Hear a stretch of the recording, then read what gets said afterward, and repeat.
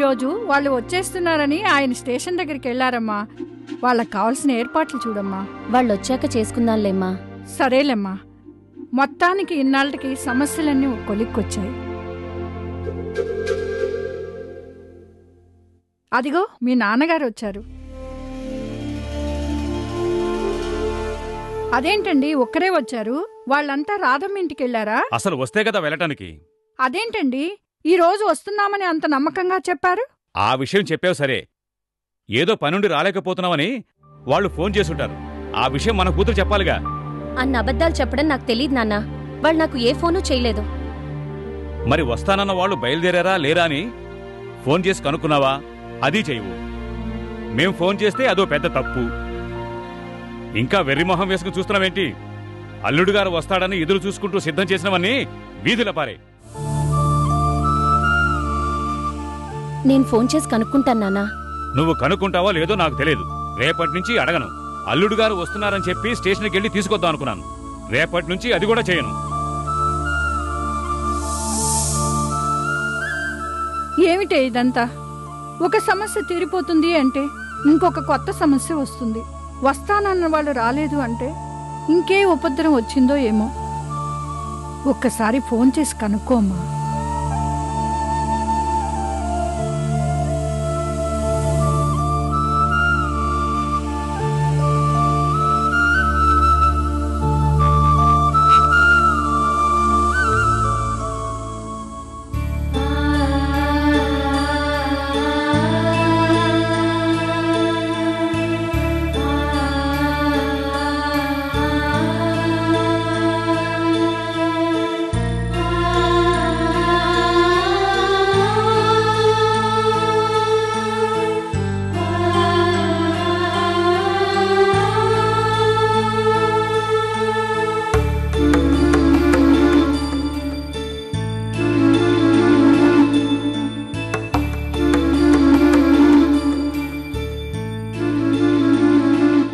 అమ్మా రాధా, నువ్వింకా నిద్రపోలేదా? కోపంగా ఉంటే నిద్ర ఎలా వస్తుంది? కోపం దేనికమ్మా? ఇంట్లో నేను ఒకదాన్ని ఉన్నానన్న ధ్యాస ఏమైనా ఉందా నీకు? అరే, ఇంట్లో చెల్లాయి ఒకతుందే, దానికో మొగుడున్నాడే, ఆయనకో తాత ఉన్నారే, తాతగారి కొంట్లో బాగోలేదే, చెల్లాయిని తీసుకెళ్లి తాతయ్యని ఒకసారి చూపిద్దామని ఆలోచించావా నువ్వు అసలు?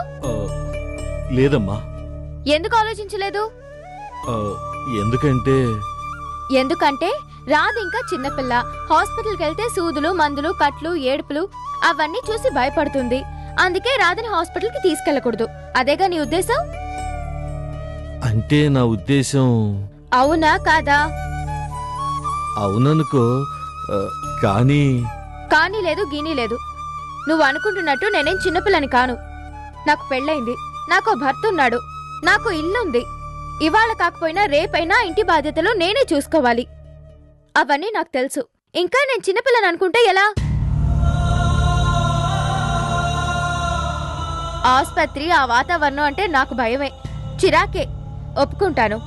కానీ భర్త డాక్టర్ అని తెలిసాక కూడా భయపడుతూ చిరాకు పడుతూ కూర్చుంటే ఎలా? మారాలా వద్దా? అవునమ్మా, మారాలి కదా. ఇంకా నీ చిటికినేలు పట్టుకుని నడిచే చిట్టి చెల్లెల్నే అనుకుంటే ఎలా అన్నయ్యా? నిన్న రాత్రనగా వెళ్లారాయన, ఇంతవరకు ఇంటికి రాలేదు. ఆ సంగతి తెలుసా?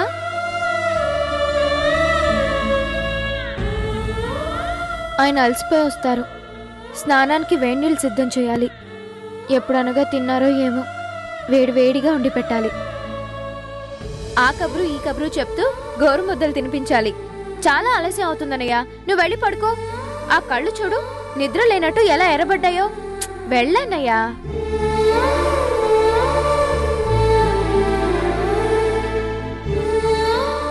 ఈ ఎదురు చూపులు కావాలి గట్టున ఎండమావులున్నాయని నీకెలా చెప్పాలమ్మా?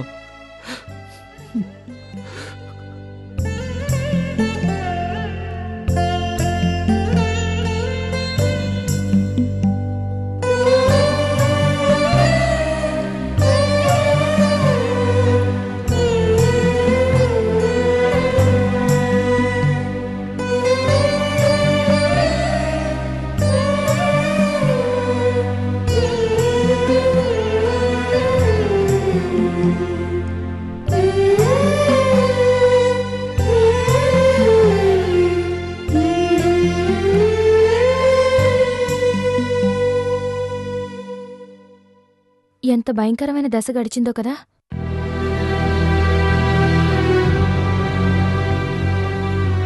పాప కోసం అక్కడ నానా ఇబ్బందులు పడుతూ మీరు మిమ్మల్ని అపార్థం చేసుకుని ఇక్కడ మానసిక క్షోభను అనుభవిస్తూ నేను, బాబోయ్ తలుచుకుంటేనే ఒళ్ళు జలదరిస్తుంది. ఇంత భయంకరమైన సిచ్యువేషన్ నా లైఫ్లో ఎప్పుడు చూడలేదు. పోన్లే హరి, పరిస్థితులన్నీ దాదాపు చక్కబడ్డాయి. ఇక భయపడాల్సిన పనేం లేదు. మన పాప మనకు దక్కింది, మనం హ్యాపీ. కిడ్నాపర్స్ అరెస్ట్ అయ్యారు, అర్జున్ హ్యాపీ. నేను సంతోషంగా వచ్చినందుకు సత్యం, జ్యోతి అంతా హ్యాపీ. మరి రాధా రాధా హ్యాపీయేనా? తన భర్త బతికే ఉన్నాడని, మీరే తన భర్తని భ్రమంలో బ్రతుకుతున్న రాధనేం చేస్తారు?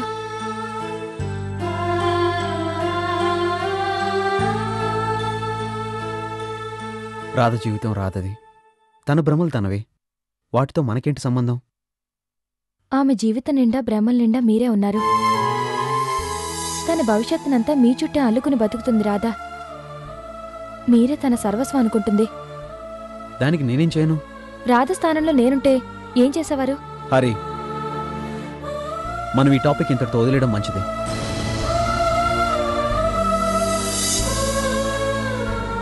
మీరు నా భర్త కిషోర్ మాత్రమే కాదు, ఒక బాధ్యత గల డాక్టర్ కూడా. సాటి ఆడదానిగా నేను రాధ గురించి ఆలోచిస్తున్నాను. ఒక డాక్టర్గా మీరు ఆలోచించండి. మీరు నా భర్త కాదు, అతను చనిపోయాడు అని రాధ అనేసుంటే కథ అంతటితో అయిపోయి ఉండేది. భర్త స్థానంలో నిలబడి మీరామెకు కొత్త ఆశలు కల్పించారు. తన భ్రమే నిజమని నమ్మకాన్ని కలిగించారు. మనసా వాచా కర్మణ మీరే తన భర్తని రాధ నమ్ముతుంది. మీకోసం ఎదురుచూస్తుంది. నా వస్తువేదైనా పొరుగింట్లో ఉంటే తెచ్చుకునేదాకా నిద్రపోని నేను నా భర్తను మరో ఆడపిల్ల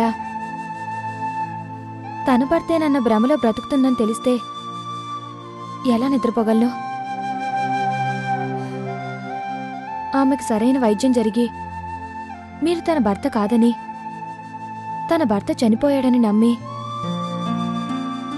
మీ జీవితంలోంచి శాశ్వతంగా తప్పుకునేంతవరకు నేను రాధ గురించి ఆలోచిస్తూనే ఉంటాను. సాటి ఆడదానిగా ఆమె మానసిక సంక్షోభంలోంచి వీలైనంత త్వరగా గట్టెక్కాలని కోరుకుంటాను. ఆమెకు వైద్యం చేయడానికి వాళ్ళ అన్నయ్య, వాళ్ళ ఊరి వాళ్ళు చాలా మంది ఉన్నారు. కళ్ల ముందు 1,00,000 మంది ఉన్నా రాధ మనసు కోరుకునేది మిమ్మల్నే. మీరు లేకుండా ఆమెకు ట్రీట్మెంట్ అసాధ్యం. అంటే ఏంటి నీ ఉద్దేశం? తగుదనమ్మంట నేను మళ్ళీ వెనకెళ్ళి నేనే నీ భర్తనని చెప్పమంటావా? ఆ అనేదేదో ప్రేమగా అంటే రాధ సంతోషిస్తుంది. What you mean? I mean what I say. Radha ఆరోగ్యం కుదుటపడే వరకు మీరు ఆమెకు భర్తగా నటించండి. హారి, నువ్వేం మాట్లాడుతున్నావు నీకు అర్థమవుతుందా? జరిగిన అనర్థమో నా మాటలకు అర్థమో పూర్తిగా తెలుసు కాబట్టే ఇలా మాట్లాడుతున్నాను. నటిస్తే కొన్నాళ్ళు మాత్రమే ఆమె భర్తగా ఉంటారు, కానీ వదిలేస్తే ఆమె భర్తగానే తన ఊహల్లో మిగిలిపోతారు.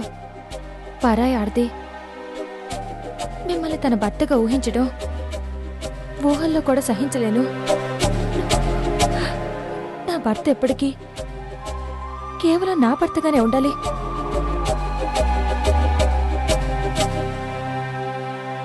రాధని నేను చూశానండి. దేవుడి గుళ్ళో వెలిగే దీపంలా ఉంటుంది. అచ్చమైన స్వచ్ఛమైన పల్లెటూరు పిల్ల, అమాయకురాలు. చూస్తూ చూస్తూ అలాంటి అమ్మాయిని ఆమె దౌర్భాగ్యానికి వదిలేస్తే ఆ పిల్లుసురు మనకు తగలదు. మనకి ఒక ఆడపిల్ల ఉందండి.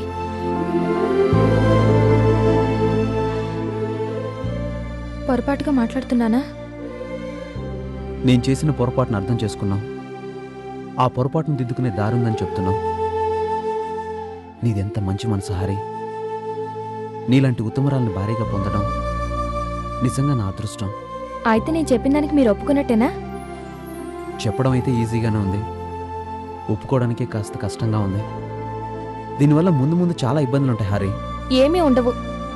ఒకవేళ ఉంటే గింటే వాటిని ఈజీగా ట్యాకిల్ చేయగలరు మీరు. మీ మీద నాకు పూర్తి నమ్మకం ఉందండి. నీకెలా చెప్పాలో అర్థం కావట్లేదు హారి. ఇంకేమీ చెప్పద్దు. మనం వేరే ఇల్లు తీసుకుంటున్నాం. మీరు ఆమెను భార్య హోదాలను ఇంటికి తీసుకొస్తారు. మరి నువ్వెవరని చెప్తావు? నేను మీ ఫ్రెండ్ కిషోర్ భార్యని. మరి ఆవిడ? వంశీ భార్య. ఆవిడ దృష్టిలో మీరు వంశీ కదా.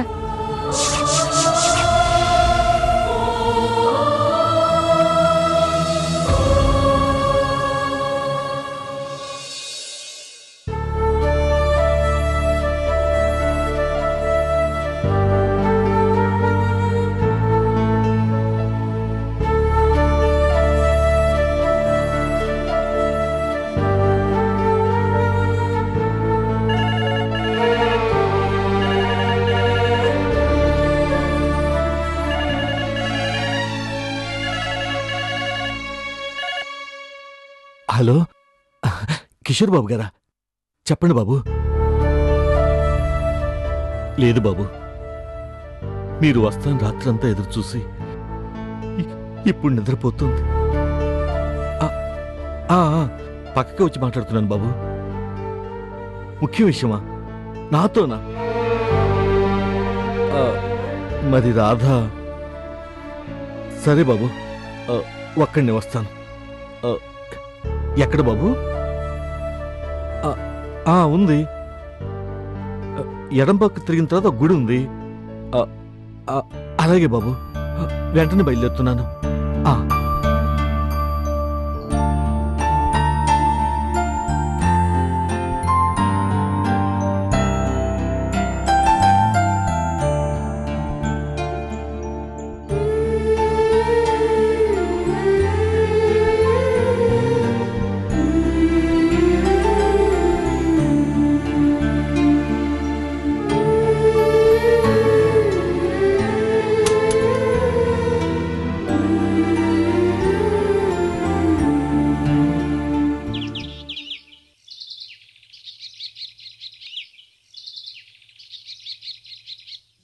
సత్యం గారికి అడ్రస్ క్లియర్గా చెప్పారా? చెప్పాను, వస్తాడు.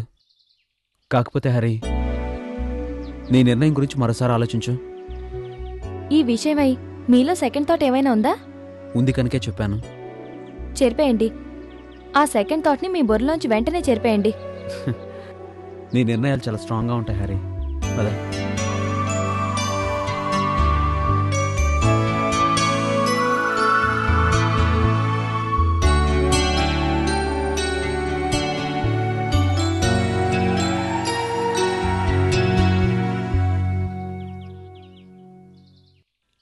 నమస్కారం బాబు. నమస్కారం అమ్మా. సత్యం, నీతో ఒక ముఖ్యమైన విషయం మాట్లాడడానికి రమ్మన్నాను. ఏమిటో చెప్పండి బాబు. నేనిప్పుడు కిషోర్గా కాదు, ఒక బాధ్యత గల డాక్టర్గా మాట్లాడుతున్నాను. రాధ చాలా సున్నితమైన మానసిక పరిస్థితిలో ఉంది. రేపు తన భర్త గురించి నిజం తెలిసినప్పుడు ఆ బాధను తట్టుకోగల మానసిక స్థైర్యం ఆవిడకి కావాలి. అటు అన్నగా నువ్వు కానీ, ఇటు డాక్టర్గా నేను కానీ, మన ఇద్దరి బాధ్యత ఒకటే, ఆవిడలో ఆత్మస్థైర్యాన్ని పెంపొందించడం. పోనీలేండి బాబు, దాని తలరాత ఎలా ఉంటే అలా జరుగుతుంది. అంతా ఆ దేవుడే చూసుకుంటాడు. చూడు సత్యం, గాల్లో దీపం పెట్టి దేవుడా నువ్వే దిక్కు అంటే ఆ దేవుడు మాత్రం ఏం చేస్తాడు చెప్పు? భగవంతుడి అనుగ్రహానికి మానవ ప్రయత్నం కూడా తోడవ్వాలి. అప్పుడే ఏ పనైనా సక్సెస్ అవుతుంది. అప్పటికీ నేను చేయగలిగిన ప్రయత్నాలను చేస్తూనే ఉన్నాను బాబు. ఇప్పుడు నేను చేయగలిగిన ఒక ప్రయత్నం గురించి మాట్లాడడానికే నిన్ను ఇక్కడికి పిలిపించాను. మనిద్దరికన్నా గొప్పగా రాధను అర్థం చేసుకుంది నా భార్య హారిక. తనే నీతో స్వయంగా మాట్లాడాలని పట్టుబడితే నిన్నిక్కడికి రమ్మని పిలిచాను. అన్నయ్య, మీకు రాదెంతో నేను అంతే. అయ్యయ్యో, రాధెక్కడా, మీరెక్కడమ్మా? జరిగిందంతా ఈ నాతో వివరంగా చెప్పారు. ఇన్నాళ్ళు తన కళ్ళెదురుగా ఉన్న భర్త ఒక్కసారిగా మాయమైపోతే రాధ మనసు మరింత గాయపడే ప్రమాదం ఉంది. ఇప్పుడంటే అమెరికా నుంచి వచ్చిన తాతయ్య ట్రీట్మెంట్ కోసం ఆసుపత్రిలోనే ఉంటున్నానని మీరు సర్ది చెప్తున్నారు. తను అలాగే అనుకుని సరిపెట్టుకుంటుంది. అబద్ధాలతో ఎన్నాళ్ళని ఆమెను మోసం చేస్తారు? తర్వాత అయినా నిజం తెలిస్తే ఆమె గుండె బద్దలైపోతుంది. తెలిసి తెలిసి చూస్తూ ఉండడం నా వల్ల కాదు. అందుకే ఆయన నేను కలిసి ఓ నిర్ణయానికొచ్చాం. రాధని మా ఇంటికి తీసుకెళ్తాం. అమ్మా. అవును సత్యం, రాధను మా ఇంట్లోనే ఉంచుకొని ట్రీట్మెంట్ ఇప్పిస్తాను. వద్దు బాబు, రాధ సంగతి మీకు తెలుసు కదా, నాన్న అలరి చేస్తుంది. అనవసరంగా మీ కుటుంబంలో పెద్ద గొడవలు అయిపోతాయి. ఎలాంటి గొడవలు వస్తాయో మేము ముందే ఊహించాం. ఈయన రాధకు భర్తగా నటించినంత కాలం నేను ఆయన ఫ్రెండ్ భార్యగా నటిస్తాను. ఒకే ఇంట్లో ఉంటాం కాబట్టి రాధకి ఎటువంటి ఇబ్బంది కలిగించాం. అమ్మా, మీకు చెప్పేటంత లోకజ్ఞానం నాకు ఉందో లేదో తెలియదమ్మా. కానీ ఒక్క మాట, ఇలాంటి విషయాలు చెప్పటానికి సులువుగా ఉంటాయి, కానీ ఆచరణలోకి వచ్చేసరికి కష్టాలు కలుగజేస్తాయమ్మా. ఈ విషయంలో మరొక్కసారి ఆలోచించండమ్మా.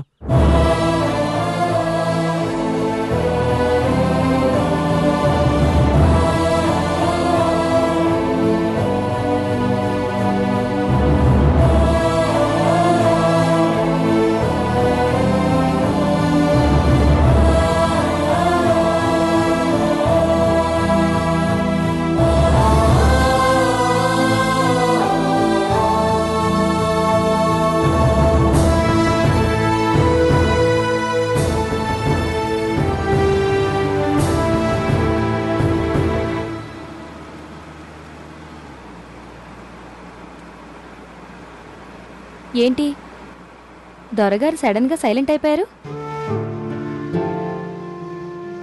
ఇదంతా కల్లో భాగంగా జరిగిపోయింటే ఎంత బాగుండేదా అనుకుంటున్నాను. కలకు నిజానికి మధ్య సరిహద్దు జరిగిపోయినప్పుడు ఆ సిచ్యువేషన్, ఆ క్షణాలు భలే గమ్మత్తుగా ఉంటాయి కదండి. గమ్మత్తుగానా? యువతల టెన్షన్తో నరాలు తెగిపోతుంటే.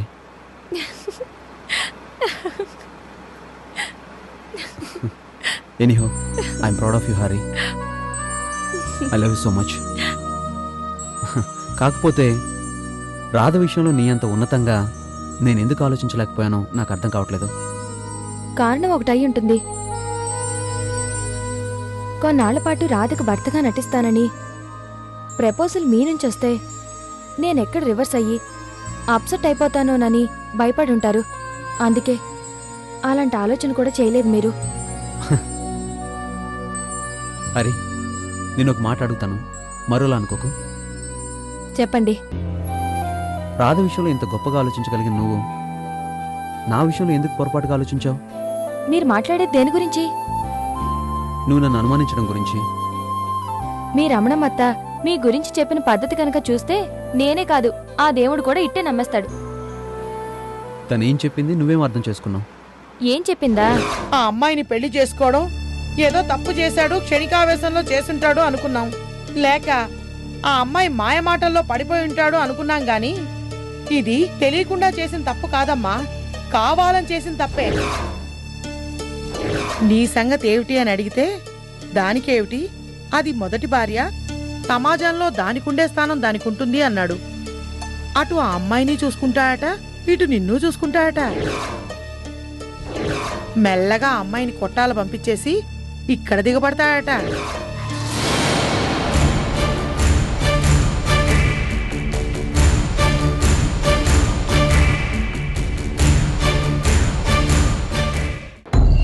నువ్వా ఇక్కడికి ఎందుకు వచ్చావు?